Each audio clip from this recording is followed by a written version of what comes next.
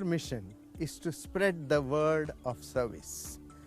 Medicine, like water or food or shelter, is a basic need.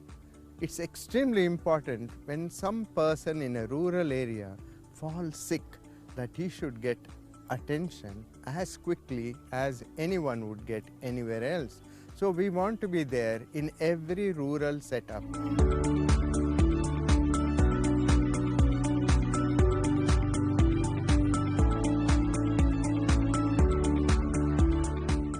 In future, I feel service must transcend generation.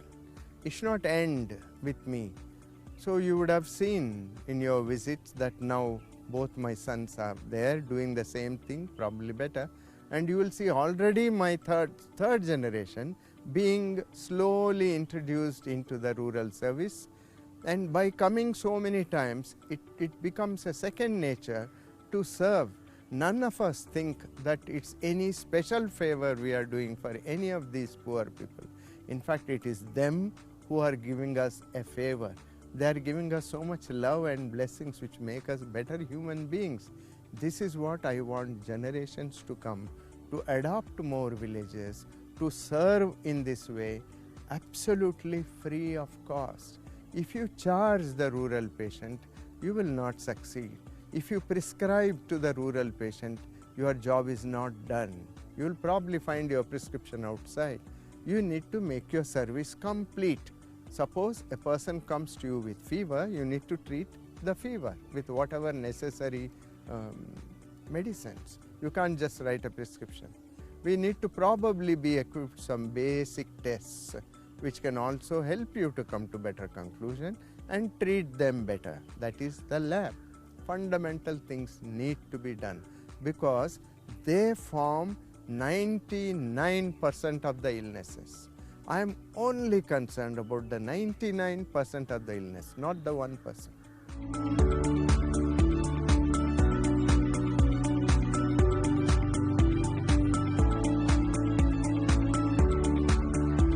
Corporate's vision should be incorporated with our ideas. Every time I have seen a corporate individual come to our clinic, he has come out with beautiful ideas which I could never think. I'll give a simple example. There are nearly 100 patients with asthma, nebulization. So we were giving nebulization to patient with my nebulizer. There was a queue. So this gentleman came and asked me, why so many are waiting? I said, they're waiting for nebulization. He said, why only one? Why don't you buy 3 more and put? So from the very next day, we put 3, no queue. Now, see, things like that, they make a lot of difference. We need to use their corporate thought process to help our work in this service.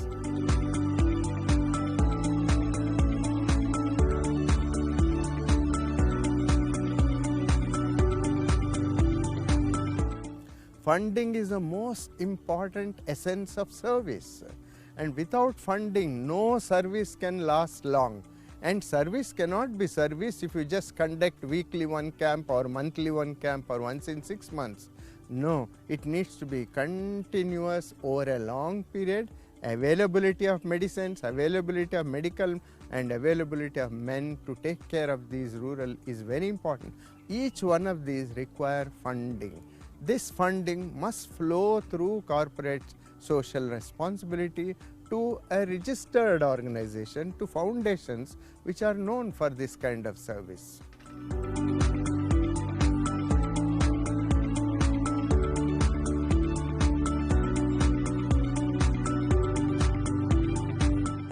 I have a trust. It's called Raj Prakash Trust. This trust is a public charitable trust. And what we do here with any money that comes is to use to buy medicines and to serve these poor patients in this rural clinic.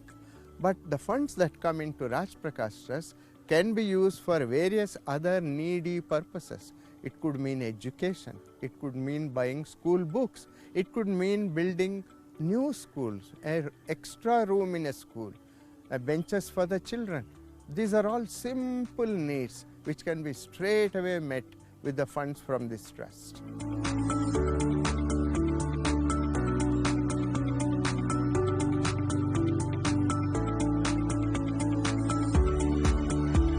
virtually anybody can donate to this particular trust, Raj Prakash Trust, which is 80G exempted, which means whatever funds that come in will have to be used for the purpose that you are designating me.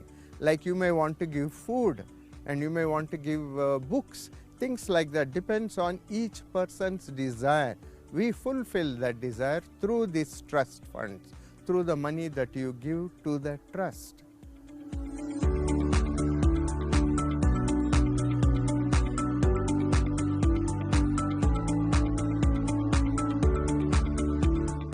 All students have been reading.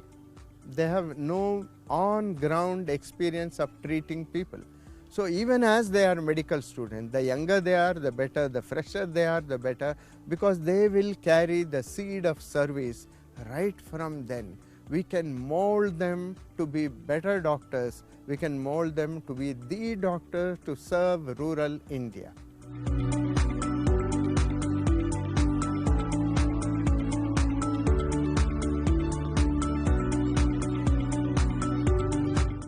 Any dean, we have actually a 3-month course of rural health, but any dean, any chief of a medical college must delegate the students batch by batch to watch our work and to learn from this work what they can do when they become doctors.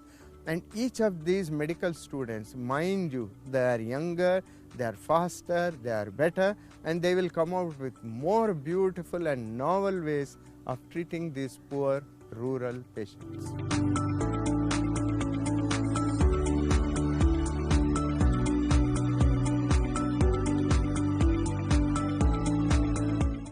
That's a level higher.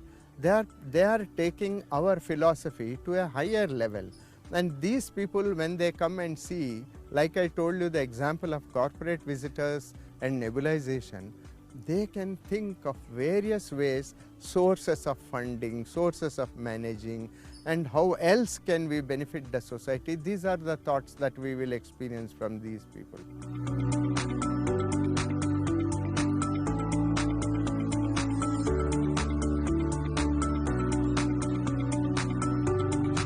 We want to leave our footprints in the sands of service. We are like a speck in the sand of service to humanity. It's very important that the younger and newer generation of people also leave their imprints much firmer, much bigger, much harder than what we leave behind. My dream is for many, many young doctors who would serve the rural India, to make India prosper, to make India flourish, to make India happy, health-wise.